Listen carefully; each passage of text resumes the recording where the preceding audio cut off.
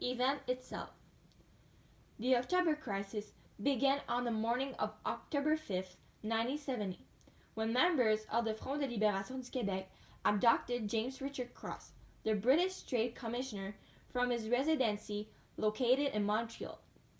Since 1963, the radical movement caused a massive numbers of bank holdups, robberies, and bombings in the province of Quebec. The kidnappers of the politician threatened to kill him unless he would release FLQ members that were detained in prison for committing crimes in the name of the movement. The Prime Minister Trudeau and the Premier Robert Bourassa were cooperative with the movement, giving them exactly what they wanted. However, the FLQ struck again 5 days later, kidnapping Pierre Laporte, the Prime Minister of Labour and the government senior cabinet minister of Canada. The army deployed troops in order to protect politicians and vulnerable economic sites, such as the Hydro-Québec power line traversing the St. Lawrence River.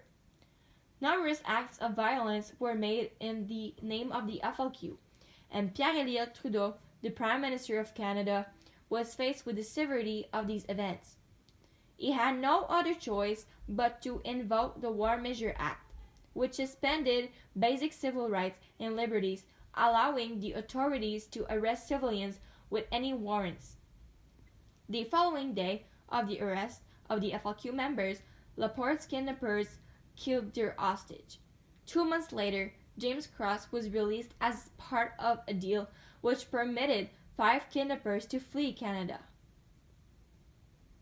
And what were the causes of the October Crisis, you may ask? The advocacy of separation became more popular at the time as the unique culture and French-speaking majority was threatened by assimilation from the Anglophone culture. A study of bilingualism emitted by the Royal Commission observed Francophones didn't have access to jobs in the federal services as they were held by Anglophones, and the Francophone minorities were found in a distinctly less privileged position. Quebecers felt as if Anglophones essentially controlled Quebec. Quebecers believed the best way to preserve their language, identity, religion, and culture was via the creation of an independent political entity. Public protests and demonstrations escalated quickly as the demands of the Quebecers weren't being answered, and as a response, they targeted Anglophone power.